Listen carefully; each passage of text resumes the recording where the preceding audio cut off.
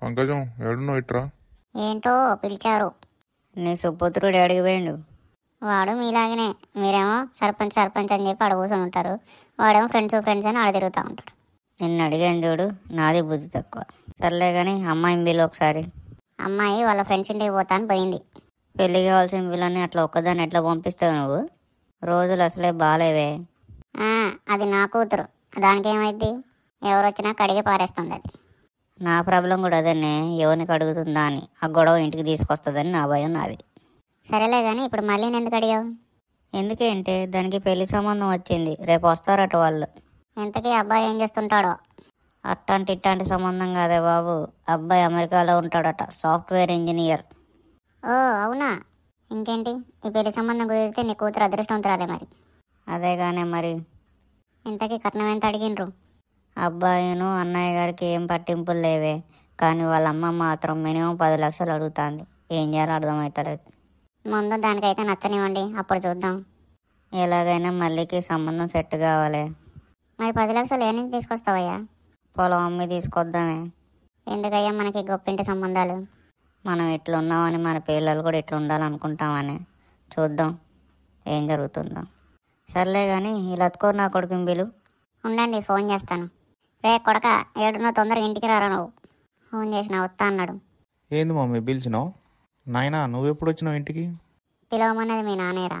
ఏడ బలాదోడు తిరుగుతున్నారా నువ్వు ఇంట్లో ఉండి చదువుకోకుండా? ఫ్రెండ్స్తో అలా పానీపూరి తిందామని వెళ్ళినా నాయన. నువ్వే పానీపూరి అమ్మేటల్లాగా ఉన్నావు, నీకెవడ్రా పానీపూరి వినిపించింది? ఆ జుట్టు ఏందో, ఆ టీషర్ట్ ఏందో, జైల్లో ఖైదీలు ఉన్నట్టున్నారా నువ్వు? ఇది ఇప్పుడు ఫ్యాషన్ నాయనా. నువ్వు నీ ఫ్యాషన్లే కానీ రేపు ఎట్టుకో, మాకు ఇంట్లోనే ఉండు. ఏ అమ్మా ఎందుకు? రేపు మీ అక్కని చూడడానికి పెళ్లి సంబంధం వాళ్ళు వస్తాను, అందుకని.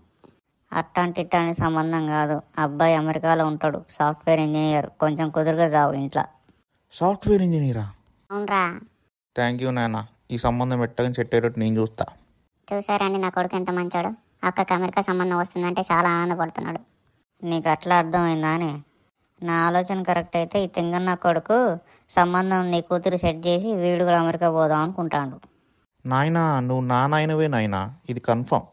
ఇన్ని రోజులు డౌట్ ఉండే, నువ్వు ఈరోజు కన్ఫర్మ్ చేసినావు నాయన. చిప్ప పీకి చేతిలో పెడతా నాకు కొడక్క. ఏం మాట్లాడతావు పెద్దంతరం చేతంతరం లేకుండా? నాయన నా మనసులోని మాట చెప్పేసరికి కొంచెం ఆనందంలో ఏదో వాగిన, క్షమించమ్మా. సర్లే కానీ పోయి మీ అక్కని తీసుకురాపో. సరే అమ్మా. వీడు ఎట్లా బాగుపడతాడండి. ఇప్పుడు వీడు పానీపూరి బండి దగ్గర పోయి తింటాడు, రేపొద్దున వీడికి పానీపూరి బండి పెట్టిస్తా, వీడే 10 మందికి అమ్ముతాడు, సరిపోతుంది. నా కొడుకు పానీపూరి అమ్ముకోవాలంటారా మీరు? మరి చదవడు, మరి ఏం చేయమంటావు నువ్వు? వాడే చదువుతాడండి, ఏదో ఒక రోజు నా కొడుకు కలెక్టర్ అవుతాడు. అవుతాడు. నాయన ఏంటి నాయన పిలిచినవంట? దా అమ్మ ఇటు వచ్చి కూర్చో. ఏంటి నాయన చెప్పు. రేపు నిన్ను చూసుకోవడానికి పెళ్లి సంబంధం వాళ్ళు వస్తున్నారు, రేపు ఇంట్లోనే ఉండు. నాకు ఇప్పుడే పెళ్ళొద్దు నాయన. అబ్బాయి సాఫ్ట్వేర్ ఇంజనీర్, అమెరికాలో ఉంటాడు. అవునా? సరే నాయన, రేపు ఇంట్లోనే ఉంటే ఎటు పోను. అక్క మీ ఫ్రెండ్ బ్యూటీ పార్లర్లో పనిచేస్తుంది కదా, రేపు ఆమెను పిలిచి మేకప్ ఫుల్ వేయించుకో, నువ్వు ఎట్టగైనా బావకు సెట్ అయిపోవాలా. నీకెందుకురా నా పెళ్లి గురించి అంత సరదా? వాడు నీ తోక పట్టుకొని అమెరికా వద్దాం అనుకుంటాండే. నువ్వెందుకు చెప్పినావు నాయనా? సార్లే ఆపండి. హాలిడేస్ చూడలేదు, కొడుకు పేరు సోమలింగం అని, ఇంకా వాళ్ళు రాలేదు, చూడలేదు, దీనికి నచ్చలేదు, అప్పుడే మీరు అమెరికా గురించి మాట్లాడతారు. సర్లే రండి అందరం కూర్చొని అన్నాలు తిందాం.